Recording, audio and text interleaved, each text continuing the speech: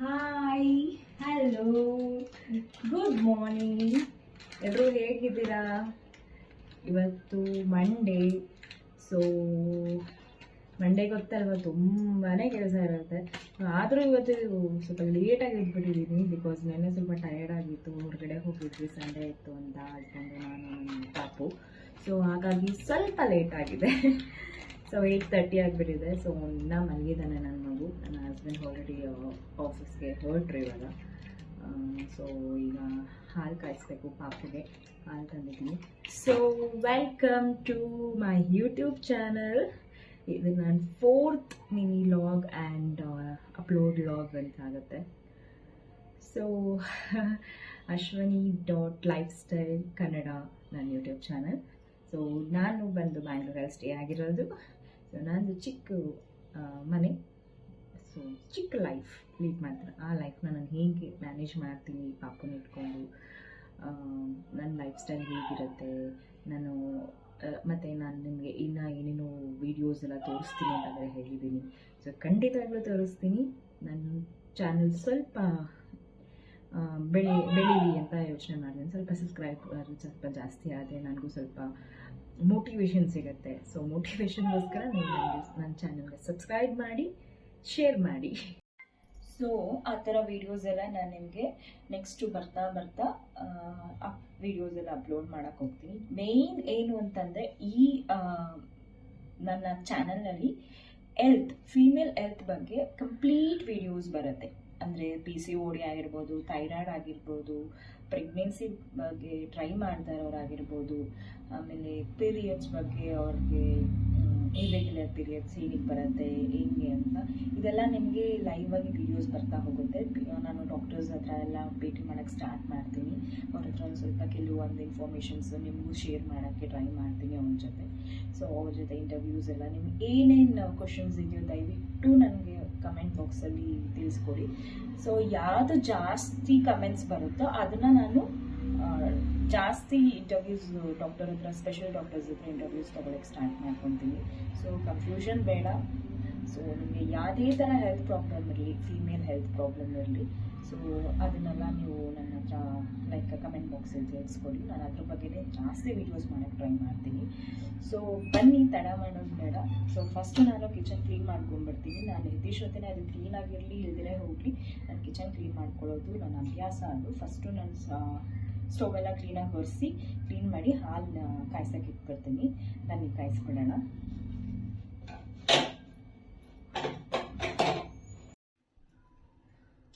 So ಹಾಲು ಕಾಯಿಸೋಕ್ಕೂ ಇಟ್ಟಿದ್ದೀನಿ. ನಾನಿಲ್ಲಿ ಸ್ವಲ್ಪ ಜೀರಾ ವಾಟರ್ ತೊಗೊಂಡಿದ್ದೀನಿ ಕುಡಿಯೋದಕ್ಕೆ. ನನ್ನ ಡೈಲಿ ರೊಟೀನ್ ಇದು. ಸೊ ಇದು ಕೆಲವ್ರು ಕೇಳ್ತಾರೆ, ನನ್ನ ಡೈಲಿ ಸ್ಟೈಲ್ ನೋಡಿರೋರು ಅಕ್ಕಪಕ್ಕದಲ್ಲಿರೋರು, ಏನಂಟಿ ಯಾವಾಗಲೂ ಕಾಫಿನೇ ಕುಡಿಯಲ್ಲ ನೀವು, ಜಾಸ್ತಿ ಜೀರಾ ವಾಟರ್ ಕುಡಿತೀರಾ ಅಂತ. ಹೆಲ್ತ್ ಬೆನಿಫಿಟ್ಗೋಸ್ಕರ ನಾವು ಕುಡಿಲೇಬೇಕು ಇಂಥವೆಲ್ಲ.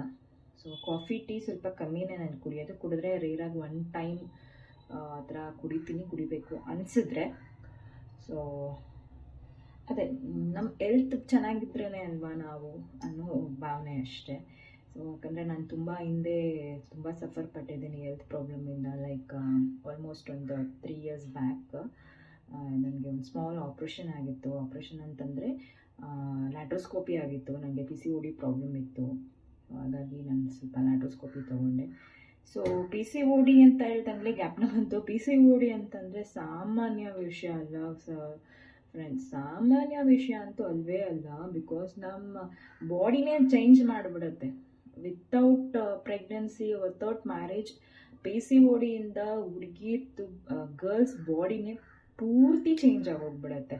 ಹೇಗೆ ಅಂತ ನೆಕ್ಸ್ಟು ನಾನು ಹೇಳಿದ್ನಲ್ಲ, ವಿಡಿಯೋ ಎಡಿಟಿಂಗ್ ನಡೀತಿದೆ. ಅದು ಎಡಿಟಿಂಗ್ ಆದಮೇಲೆ ನಿಮಗೆ ಅಪ್ಲೋಡ್ ಮಾಡಿದಾಗ ನಿಮಗೆ ಗೊತ್ತಾಗುತ್ತೆ ನಾನು ಯಾಕೆ ಈ ಮಾತು ಹೇಳಿದೆ ಅಂತ. ಸೊ ಹಾಗಾಗಿ ಸೊ ಅದಕ್ಕೆ ನನ್ನ ಲೈಫಲ್ಲಿ ತುಂಬ ಚೇಂಜಸ್ ಆಗಿಬಿಟ್ಟಿತ್ತು PCOD ಇದ್ದಾಗ.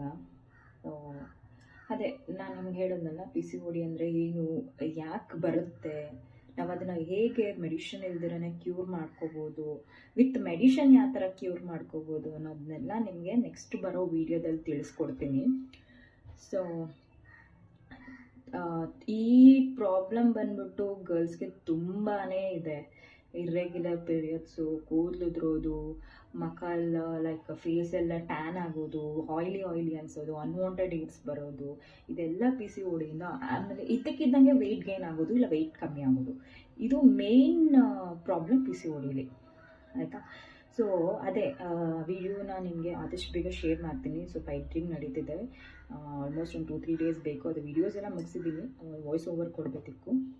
ಸೊ ಸ್ವಲ್ಪ ಎಡಿಟಿಂಗ್ ನಡೀತಿದೆ, ಅದು ಇನ್ನೊಂದು 2-3 ಡೇಸಲ್ಲಿ ಅಪ್ಲೋಡ್ ಮಾಡ್ತೀನಿ. ಸೊ ನಮ್ಮ ಪಾಪು ಎದ್ದಿಲ್ಲ, ಸೊ ನೋಡೋಣ ಇವತ್ತು ಏನೇನು ಅಡುಗೆ ಮಾಡಬೇಕು ಅಂತ ಏನೂ ಅಂದ್ಕೊಂಡಿಲ್ಲ. ಸೊ ಸ್ವಲ್ಪ ತರಕಾರಿ ಎಲ್ಲ ಆರ್ಡ್ರ್ ಮಾಡಬೇಕು ಬ್ಲಿಂಕಿಟಲ್ಲಿ. ಸೊ ಅದು ಬಂದಾದಮೇಲೆ ಏನು ಮಾಡಬೇಕು, ಒಂದು ಸ್ವಲ್ಪ ಸ್ಪೆಷಲ್ ಏನಾದರೂ ಮಾಡೋಣ, ಇವತ್ತು ಮಂಡೇ ಅಲ್ವಾ. ಸೊ ಅದಕ್ಕೆ ದೇವ್ರಿಗೆ ಏನಾದರೂ ನೈವೇದ್ಯ ಇಡೋಣ ಅಂತ ಹೇಳಿ. ಸೊ ಸಾಯಂಕಾಲ ನೈವೇದ್ಯಕ್ಕೆಲ್ಲ ರೆಡಿ ಮಾಡ್ಕೊತೀನಿ. ಇವಾಗ ಅವ್ರಿಗೆ ಲಂಚ್ ಎಲ್ಲ ಪ್ರಿಪೇರ್ ಮಾಡಿಬಿಡ್ತೀನಿ. ಬನ್ನಿ ಲಂಚ್ ಪ್ರಿಪೇರ್ ಮಾಡಿಬಿಡೋಣ. ಅಷ್ಟೇ ನನ್ನ ಚಿನಿಮ ಕೂಡ ಇದ್ದ, ಅವನಿಗೆ ಸ್ವಲ್ಪ ತಿನ್ನೋದಕ್ಕೆ ಫ್ರೂಟ್ಸ್ ಕೊಟ್ಟಿದ್ದೀನಿ, ಹಾಲು ಕುಡ್ದ. ಇವನು ಸ್ವಲ್ಪ ಫ್ರೂಟ್ಸ್ ಕೊಟ್ಟಿದ್ದೀನಿ. ಸೊ ಪಪ್ಪಾಯ ಕೊಟ್ಟಿದ್ದೀನಿ ಇವತ್ತು. ಪಪ್ಪಾಯ ಜೊತೆ ನೋಡಿ ಏನೇನೋ ಹಾಕ್ಕೊಂಬಿಟ್ಟಿದ್ದಾನೆ. ತಿನ್ನು ಚಿನಿಮ, ತಿನ್ನು ತಿನ್ನು, ಕೆಳಗಡೆ ಎಲ್ಲ ಹಾಕ್ಬಾರ್ದು. ಸೊ ಮಗುಗೆ ನಾವು ಇದೇ ಥರ ಕೈಯಲ್ಲಿ ಕೊಟ್ಟು ಅವರೇ ತಿನ್ನಲಿ ಅಂತ ಕೊಟ್ಟರೆ ಒಂದು ಸ್ವಲ್ಪ ಚೆನ್ನಾಗೂ ತಿಂತಾರೆ. ಅವ್ರಿಗೆ ಸೆಲ್ಫ್ ಫೀಡಿಂಗ್ ಅನ್ನೋದು ಸ್ಟಾರ್ಟ್ ಆಗುತ್ತೆ. ಸೊ ಹಾಗಾಗಿ ಅವನಿಗೆ ಪಪ್ಪಾಯ ಇದೇ ಫಸ್ಟ್ ಟೈಮ್ ಕೊಟ್ಟಿರೋದು. ನೋಡೋಣ ತಿಂತಾನೇನೋ ಅಂತ. ತಿನ್ನು, ಹಾಂ ತಿನ್ನು, ಆಯಿತಾ? ತಿನ್ನು ಪ್ಲೀಸ್, ತಿನ್ನು. ತಿಂತೀಯಾ? ಮಮ್ಮ ಹೋಗೋಣ, ಅಡುಗೆ ಮಾಡೋಕ್ಕೆ ಹೋಗೋಣ. ಓಕೆ. ಸೊ ಇವಾಗ ಎಲ್ಲ ಮನೆಯೆಲ್ಲ ಕ್ಲೀನ್ ಮಾಡ್ಕೊಂಬಿಡ್ತೀನಿ, ಮನೆಯೆಲ್ಲ ಒರೆಸ್ಕೊತಾ ಇದ್ದೀನಿ. ಸೊ ಒರೆಸ್ಕೊಂಡು ಸ್ವಲ್ಪ ಆಚೆ ಕಡೆ ರಂಗೋಲೆ ಕೂಡ ಬಿಟ್ಕೊಂಡು ಸ್ವಲ್ಪ ಸೋಮವಾರ ಇವತ್ತು, ಹಾಗಾಗಿ ನಾನು ಸೋಮವಾರ ಸ್ವಲ್ಪ ಬೇಗನೆ ಪೂಜೆ ಮಾಡಬೇಕು ಅಂದ್ಕೊಂಡೆ. ಇವತ್ತು ಆಗಲಿಲ್ಲ. ಸೊ ಈವ್ನಿಂಗ್ಗೆ ಪೂಜೆ ಮಾಡೋಣ ಅಂದ್ಕೊಂಡು ಸೊ ಎಲ್ಲ ಒರೆಸ್ಕೊಂಡು ಹಂಗೆ ರಂಗೋಲೆ ಎಲ್ಲ ಬಿಟ್ಕೊಂಡು ಕ್ಲೀನ್ ಮಾಡ್ಕೊಂಡಿದ್ದೀನಿ. ಸೊ ನನ್ನ ಮಗ ಮಲಗಿದ್ದಾನೆ. ಅಜ್ಜಿ ಹೇಳ್ತಾ ಇದ್ದಾರೆ, ನೀನು ಏನೇ ರಂಗೋಲೆ ಬಿಟ್ರೂ ಹೋಗ್ಬಿಡತ್ತೆ, ಯಾಕೆ ಬಿಡ್ತೀಯಾ, ನಿನ್ನ ಮಗನೇ ಸಾಕು ಎಲ್ಲ ಹಾಳು ಮಾಡೋದಕ್ಕೆ ಅಂತ. ಸೊ ಮಕ್ಕಳಿರೋ ಮನೇಲಿ ಇವೆಲ್ಲ ಕಾಮನ್ ಅಂತ ನನಗೆ ಇವಾಗ ಗೊತ್ತಾಗ್ತಾ ಇದೆ. ಹೌದು, ಅದೇನೋ ನಿಜ. ನಾನು ಎಲ್ಲ ಕ್ಲೀನ್ ಮಾಡ್ಕೊಂಡು ಹೋಗಿ ಬರೋ ಅಷ್ಟಿಗೆ ಅವನ್ನ ಏನಾದರೂ ಬಾಗಿಲು ತೆಗೆದೆ ಫುಲ್ ರಂಗೋಲೆ ಎಲ್ಲ ಚಿಲ್ಲಪಿಲ್ಲಿ ಮಾಡಿಟ್ಬಿಟ್ಟಿರ್ತಾನೆ. ಸೊ ಹಾಗಾಗಿ ಅವನ್ನ ನೋಡಿ, ಇವರೇ ಅಜ್ಜಿ ಅಂದರೆ ಇವರೇ. ಸೊ ಇವಾಗ ಅಡುಗೆ ಸ್ಟಾರ್ಟ್ ಮಾಡ್ಕೊಂಬಿಟ್ಟೆ. ಸೊ ನನ್ನ ಮಗನ್ನ ಮಲಗಿಸಿದ್ದೀನಿ, ಅವನು ಸ್ನಾನ ಮುಗಿಸಿ ಅವನು ಮಲ್ಕೊಂಡಿದ್ದಾನೆ. ಸೊ ಇವಾಗ ಅಜ್ಜಿ ಕೂಡ ಬಂದರು. ಅಜ್ಜಿ ಅಂದರೆ ಇವರು ನನಗೆ ನನ್ನ ಪ್ರೆಗ್ನೆಂಟ್ ಟೈಮಿಂದನೂ ನನ್ನ ಜೊತೆಲಿದ್ದಾರೆ, ನೋಡ್ಕೊತಾರೆ, ನಮ್ಮನ್ನು ಕೆಲಸ ಮಾಡಿ ಕೊಡ್ತಾರೆ. ಅವ್ರಿಗೋಸ್ಕರ ಕಾಫಿ ಪ್ರಿಪೇರ್ ಮಾಡ್ತಾಯಿದ್ದೀನಿ. ಅವ್ರಿಗೆ 1 ವೀಕಿಂದ ಬಂದಿರಲಿಲ್ಲ, ಅವ್ರಿಗೂ ಯಾಕೋ ತುಂಬ ಹುಷಾರಿಲ್ಲ ಅಂತ ಹೇಳ್ತಾಯಿದ್ರು. ಹಾಗಾಗಿ ನಾನೇ ರೆಸ್ಟ್ ಮಾಡಿ ಅಂತಂದೆ. ಸೊ ಇವಾಗ ನಾನು ಒಂದು ಸ್ವಲ್ಪ ಪಾಲಕ್ಕು ಮತ್ತು ಹೆಸ್ರು ಕಾಳು ಹಾಕಿ ಒಂದು ಪಲಾವ್ ಥರ ಮಾಡ್ಕೊತಾ ಇದ್ದೀನಿ. ಸೊ ಪಲಾವ್ ಕೂಡ ಒಂದು ಕಡೆ ಇಟ್ಟಿದ್ದೀನಿ, ಪಲಾವ್ ಆಗಿದೆ. ಒಂದು ಸ್ವಲ್ಪ ಹಾಕಿ ಇದು ಮಾಡಿದ್ದೀನಿ. ಸೊ ನೆಕ್ಸ್ಟು ಬಂದುಬಿಟ್ಟು ಸೊ ಬೇಗ ಅಡುಗೆ ಮುಗಿಸ್ಕೊಂಡು ನಾನು ಲಂಚ್ ಕೂಡ ಪ್ರಿಪೇರ್ ಆಯಿತು. ಸೊ ಇಲ್ಲಿ ಬಂದುಬಿಟ್ಟು ಸ್ವಲ್ಪ ತರಕಾರಿ, ಸ್ವಲ್ಪ ಹಣ್ಣು ಮತ್ತು ಫ್ರೆಂಚ್ ಡಿಶ್ ಒಂದು ಮಾಡಿದ್ದೀನಿ ಡಿಫ್ರೆಂಟಾಗಿ, ಮತ್ತು ಒಂದು ಸ್ವಲ್ಪ ಪಲಾವು ಹೆಸ್ರು ಕಾಳು ಹಾಕಿ. ಸೊ ಅವ್ರಿಗೆ ಬಾಕ್ಸ್ ಕೂಡ ಕಟ್ಟಿದ್ದಾಯಿತು. ನಾನು ಕೂಡ ಲಂಚ್ ಮುಗಿಸ್ಕೊಂಬಿಟ್ಟೆ. ಸೊ ನಾನು ಕೂಡ ಅದೇ ಫುಡ್ನ ತೊಗೊಂಡಿದ್ದೀನಿ. ಸೊ ನಾನು ಸ್ವಲ್ಪ ವೆಯ್ಟ್ ಗೇನ್ ಆದ್ರಿಂದ ನಾನು ಇದೇ ಫುಡ್ ತೊಗೋತೀನಿ. ಸೊ ನಾನು ಊಟ ಮಾಡ್ಕೊಂಬರ್ತೀನಿ. ತಂದೆ ತಾಯಿ ಹೆಂಡತಿ ಮಕ್ಕಳು ಆಸ್ತಿ ಪಾಸ್ತಿ ಅನ್ನೋ ಎಷ್ಟು ಬಂಧಗಳಲ್ಲಿ ಜೀವನ ಸಿಕ್ಕಾಕಿಸ್ತೀಯ. ಆಸೆಗಳನ್ನ ಮೃತ್ಯುವೊಂದು ಚಿಕ್ಕ ಸ್ಪರ್ಶದಿಂದ. ಸೊ ಈಗಷ್ಟೇ ಎಲ್ಲ ಕೆಲಸ ಮುಗೀತು, ಪೂಜೆ ಎಲ್ಲ ಮುಗೀತು. ನಾವು ಸ್ವಲ್ಪ ರೆಸ್ಟ್ ಮಾಡಿದ್ವಿ, ನನಗೆ ಟಯರ್ಡ್ ಆಗಿತ್ತು ಅಂತ ಹೇಳಿದ್ನಲ್ಲ, ಹಾಗಾಗಿ ಸ್ವಲ್ಪ ರೆಸ್ಟ್ ಮಾಡಿದ್ವಿ. ರೆಸ್ಟ್ ಮಾಡಿ ಪೂಜೆ ಎಲ್ಲ ಮುಗೀತು. ಇವಾಗ ಆಲ್ಮೋಸ್ಟ್ 7 o'clock ಆಗ್ತಾ ಇದೆ.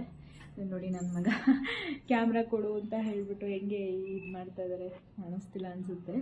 ಸೊ ಹಾಗೆ ಈಗ ಅವನಿಗೆ ಸ್ವಲ್ಪ ಅವನಿಗೆ ಕೋಲ್ಡ್ ಆಗಿರೋದ್ರಿಂದ ಅವನೇನು ಸರಿಯಾಗಿ ಊಟನೇ ಮಾಡ್ತಾಯಿಲ್ಲ. 3-4 ಡೇಸ್ ಆಯಿತು ಒಂದು ಸರಿಯಾಗಿ ಊಟ ಮಾಡಿ. ಸೊ ಅದಕ್ಕೆ ಒಂದು ಸ್ವಲ್ಪ ಮೆಣಸು, ಅನ್ನ, ಬೇಳೆ ಹಾಕಿ ಸ್ವಲ್ಪ ಕಿವುಚಿ ಸ್ವಲ್ಪ ಮಾಡಿಕೊಡೋಣ ಅಂತ ನೋಡ್ತಾ ಇದ್ದೀನಿ. ಹಾಗೆ ಡಿನ್ನರ್ ಕೂಡ ರೆಡಿ ಮಾಡಬೇಕು. ಸೊ ಡಿನ್ನರ್ ರೆಡಿ ಮಾಡಿ ಅವನ್ನ ನೋಡಿ, ಅವನು ಎಷ್ಟು ಆಟ ಆಡ್ತಿದ್ದಾನೆ. ಬಾ ಕೊಡ್ತೀನಿ, ಬಾ ಬಾ ಚಿನ್ನ, ಬಾ ಎದೋ, ಬೇಗ ಎದೋ, ಬೇಗ ಎದೊಳ್ಬೇಕು. ಬನ್ನಿ, ಚಾಕ್ಲೇಟ್ ಕೊಡ್ತೀನಿ, ಬನ್ನಿ ಬನ್ನಿ ಬನ್ನಿ ಚಾಕ್ಲೇಟ್ ಕೊಡ್ತೀನಿ, ಬನ್ನಿ ಬನ್ನಿ ಸಿನಿಮಾ. ಸೊ ಏನು ಏನಿದ್ರೆ ಟೈಮ್ ಹೋಗೋದೇ ಗೊತ್ತಾಗೋದಿಲ್ಲ ನನಗೆ. ಅಷ್ಟು ನನಗೆ ಈ 1 ಇಯರ್ ಹೇಗೆ ಆಯ್ತಂತಲೇ ಗೊತ್ತಿಲ್ಲ, ಅಷ್ಟು ಇದು ಮಾಡ್ದ. ತುಂಬ ಅಂದರೆ ತುಂಬ ನಾಟಿ. ಅವ್ನು ಮಾಡ್ತಿದ್ರೆ ನೋಡಿ ನಗುನೇ ಬರ್ತಾ ಇರುತ್ತೆ, ಯಾವಾಗಲೂ ನಗ್ತಾ ಇರ್ತೀನಿ. ನೆನೆಸ್ಕೊಂಡೆಲ್ಲ ನಕ್ಕಿರೋದು ಉಂಟು ಅವ್ನು ಮಾಡೋದು ನೋಡಿದ್ರೆ. ಸೊ ಒಂದು ಸ್ವಲ್ಪ ಫೀವರ್ ಇದೆ, ಒಂದು ಸ್ವಲ್ಪ ಅಡುಗೆ ಮಾಡಿಬಿಡೋಣ. ಸೊ ಇವಾಗ ಡಿನ್ನರ್ ಪ್ರಿಪೇರ್ ಮಾಡ್ಕೊಂಡು ಬರ್ತೀನಿ, ಮನೆ ಪ್ರಿಪೇರ್ ಮಾಡಿಬಿಡೋಣ. ಪಾಪುಗೆ ಹುಷಾರಿಲ್ವಲ್ಲ, ಸೊ ಹಾಗಾಗಿ ಅವನಿಗೆ ಕೂಡ ಸ್ವಲ್ಪ ನಾಲ್ಗೆ ರುಚಿಯಾಗಿರಲಿ ಅಂತ ಈ ಡಿನ್ನರ್ ಪ್ರಿಪೇರ್ ಮಾಡ್ತಾಯಿದ್ದೀನಿ. ಇದಕ್ಕೆ ನಾನು ಸ್ವಲ್ಪ ಮೈಸೂರು ದಾಲು ಮತ್ತು ಹೆಸರು ಬೇಳೆ ಹಾಕಿ ಚೆನ್ನಾಗಿ ತೊಳೆದಿಟ್ಕೊಂಡಿದ್ದೀನಿ. ಅದ್ರಿಗೆ ಸಮಾನಾಗೆ ಸ್ವಲ್ಪ ಅಕ್ಕಿ ಹಾಕಿದ್ದೀನಿ. ಸೊ ಅದಕ್ಕೆ ಸ್ವಲ್ಪ ಜೀರಾ ಪೌಡರು, ಮೆಣಸು ಪೌಡರು ಮತ್ತು ಕುಂಬಳಕಾಯಿನ ಮಿಕ್ಸ್ ಮಾಡಿ ಇದನ್ನು 5 ವಿಷಿಲ್ ಹಾಕಿಸ್ಕೊತೀನಿ. ಸೊ ಅದು ಚೆನ್ನಾಗಿ ಮ್ಯಾಶ್ ಮಾಡಿದ್ರೆ ಕ್ಲೀನಾಗಿ ಅವ್ನ ಬಾಯಲ್ಲಿಟ್ಟರೆ ಹಂಗೆ ಒಳಗಡೆ ಹೋಗಬೇಕು, ಆ ಥರ ಮಾಡ್ಕೊತೀನಿ.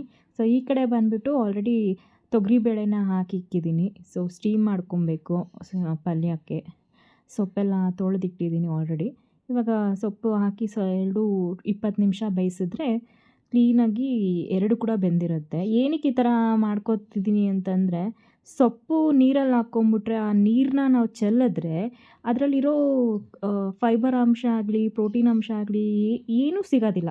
ಸೊ ಈ ಥರ ಸ್ಟೀಮ್ ಮಾಡಿಕೊಂಡ್ರೆ ನಾವು ಅದನ್ನು ಇಟ್ಕೊಂಡಂಗಾಗತ್ತೆ. ಸೊ ಅದರಲ್ಲಿ ಏನೂ ಹೋಗ್ದಿರೋ ಥರ ನಾವು ಇದು ಮಾಡ್ಕೋಬೋದು. ಸೊ ಹಾಗಾಗಿ ನಾನು ಈ ಥರ ಮಾಡ್ಕೊತೀನಿ. ಸೊ ಇದನ್ನು ಆಲ್ರೆಡಿ 20 ಮಿನಿಟ್ಸ್ ಇಟ್ಕೊಂಡ್ರೆ ಕ್ಲೀನಾಗಿ ಬೆಂದೋಗ್ಬಿಟ್ಟಿರುತ್ತೆ. ಸೊ ಇಲ್ಲಿ ಪಾಪುಗೆ ಅನ್ನ ಒಗ್ಗರಣೆ ಮಾಡಿದ್ಮೇಲೆ ಅದು ಚೆನ್ನಾಗಿ ಮಸ್ತಿಡ್ತಾಯಿದ್ದೀನಿ. ಆಮೇಲೆ ಒಂದು ಸ್ವಲ್ಪ ಸ್ಪೂನ್ ತುಪ್ಪ ಹಾಕ್ಬಿಟ್ಟು ಅದನ್ನು ತಿನ್ನಿಸ್ತೀನಿ. ಸ್ವಲ್ಪ ಬಿಸಿ ಇದೆ, ಆರಲಿ.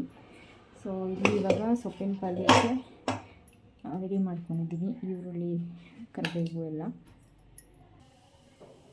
ಸ್ವಲ್ಪ ಸಾಸಿವೆ ಹಾಕಿದ್ದೀನಿ. ಈಗ ನೆಕ್ಸ್ಟು ಇದು ಏನು ಕಟ್ ಮಾಡಿಕೊಂಡಿನ ಈರುಳ್ಳಿ, ಒಣಗಿದ ಮೆಣಸಿನ್ಕಾಯಿ, ಕರಿಬೇವು, ಬೆಳ್ಳುಳ್ಳಿ ಎಲ್ಲನೂ ಇದಕ್ಕೆ ಹಾಕ್ತಾಯಿದ್ದೀನಿ.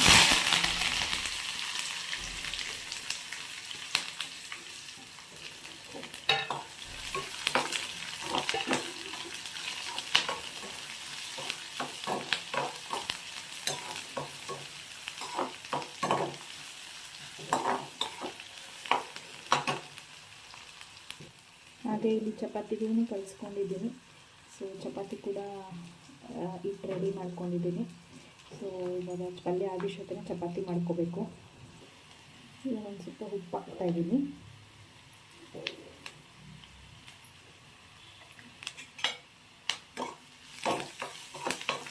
ಆದಷ್ಟು ಫ್ಲೇಮ್ ಸ್ವಲ್ಪ ಕಡಿಮೆ ಇಟ್ಕೊಂಡು ಮಾಡಿದ್ರೇ ಚೆನ್ನಾಗಿರುತ್ತೆ. ಬಿಕಾಸ್ ಎಲ್ಲ ಅಂದರೆ ಬೇಗ ಮೆಣಸಿನ್ಕಾಯಿ ಎಲ್ಲ ಫುಲ್ ಬ್ಲ್ಯಾಕ್ ಆಗಿಬಿಡುತ್ತೆ. ಹಾಕಿದ್ದೀನಿ. ಸೊ ಇವಾಗ